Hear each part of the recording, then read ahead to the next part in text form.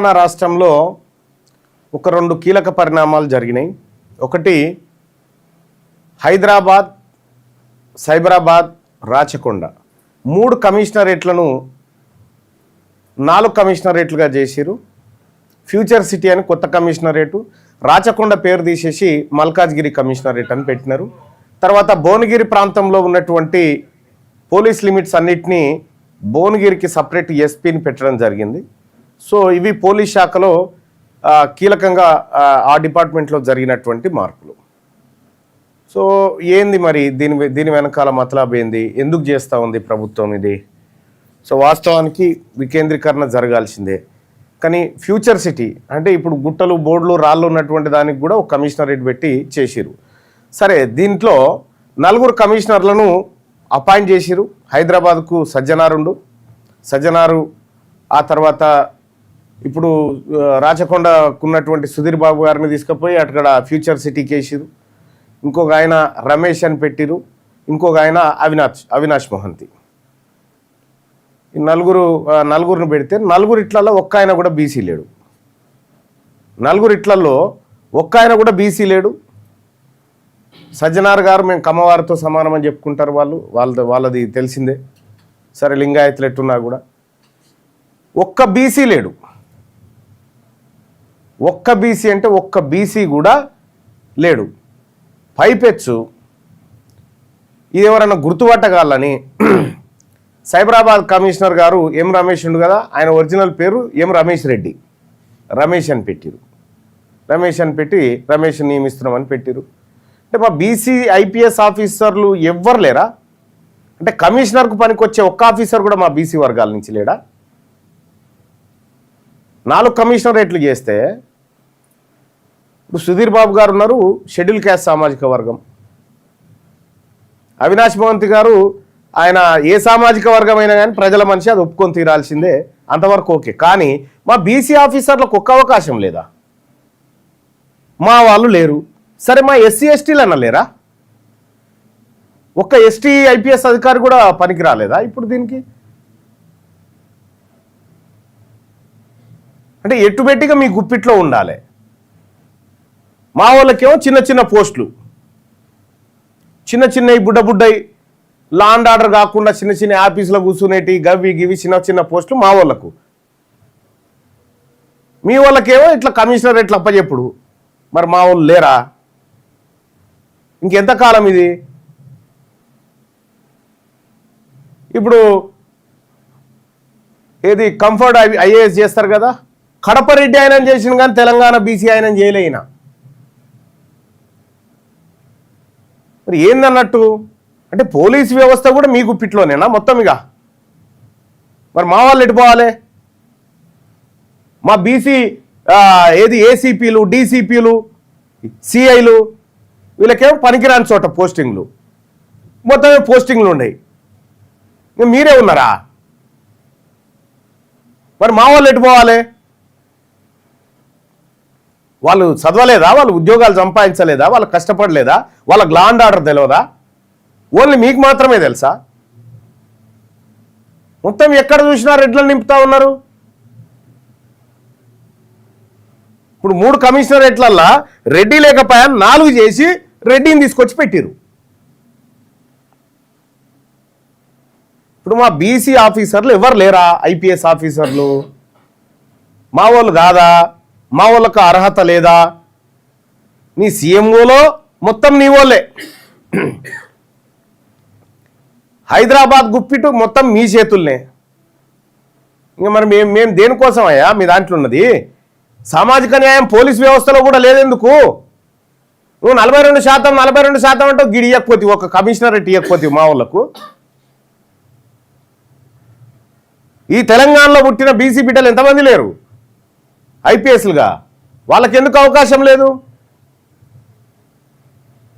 కనీసం 20 మందికి తక్కువ కాకుండా ఉంటారు. మరి వాళ్ళకి ఎందుకు అవకాశం లేదు?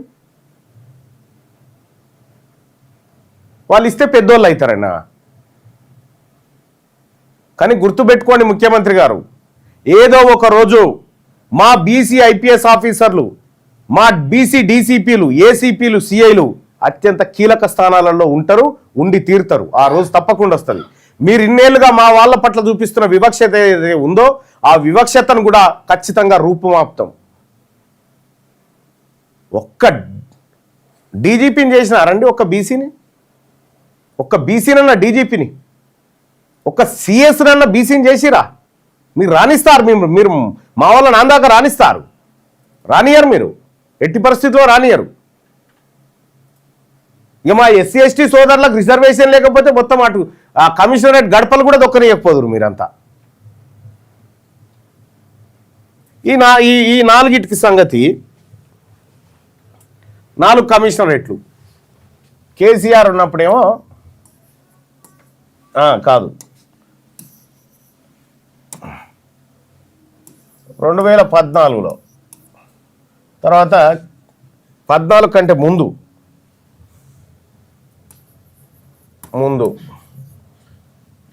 కేసీఆర్ వచ్చినాక, తర్వాత రెడ్డి రేవంత్ ఈయన వచ్చినాక జరిగిన మార్పులు ఏందో చూడరు. హైదరాబాద్లో అప్పుడు హైదరాబాద్, సైబరాబాద్ ఈ 2 పోలీస్ కమిషనరేట్లుండే. వీటి ప్లేస్లో కేసీఆర్ వచ్చి ఏం చేసిండు? హైదరాబాద్, సైబరాబాద్, రాచకొండ అని ఇంకోటి తీసుకొచ్చిండు. 3 పోలీస్ కమిషనరేట్లు చేసిండు. ఇప్పుడు ఈయన వచ్చి ఏం చేసిండు? హైదరాబాద్, సైబరాబాద్,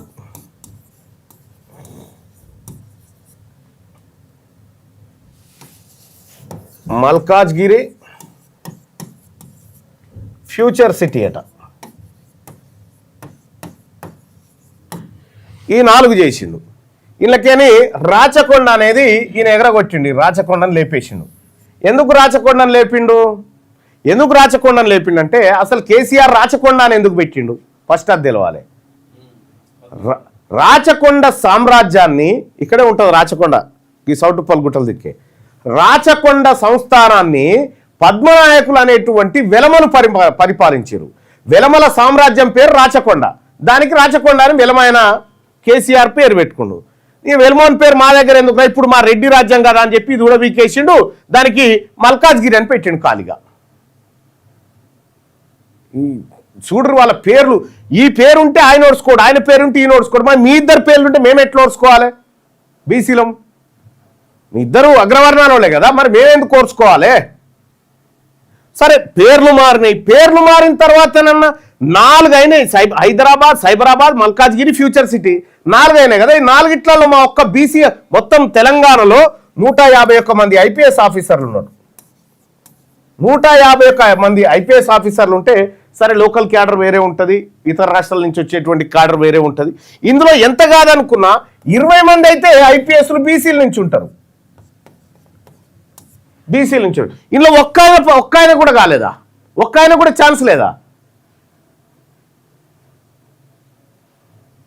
మీరు గుర్తుపెట్టుకోండి అగ్రవర్ణ ప్రభుత్వాలు, మా అధికారులను సత్వం ఉన్నా చేయాలన్న పని చేయాలన్న కసి ఉన్న మా అధికారులను మీరు కావాలని పక్కకు పెట్టి మీ అగ్రకులాల అధికారులను తీసుకొచ్చి పీఠాల మీద కూర్చున్న పెడుతున్నారు కదా. మీరు గుర్తుపెట్టుకోండి, ఈ రోజు గుర్తుపెట్టుకోండి, ఏదో ఒక రోజు మా బీసీ ఐపీఎస్ ఆఫీసర్లు, మా డీసీపీలు, మా ఏసీపీలు, మా సీఏలు ఖచ్చితంగా బలమైన పోస్టులలోకి వస్తారు. మొత్తం వీళ్ళతో నింపే రోజు అతి త్వరలో ఉంది. ఇంత అన్యాయం మా పట్టబగటీలు. ఇంకా ఇదొకటి ఉంటే ఇప్పుడు ఏంది ఈయన బాధ? ఇప్పుడు 3 ఉన్నాయి. ఈ 3 ఈయన సజ్జనారు ఉండే, ఈయన అవినాష్ మయంతి గారు ఉండే, ఆ తర్వాత ఈయన సుధీర్ బాబు ఉండే. ఈ 3 ఉండే.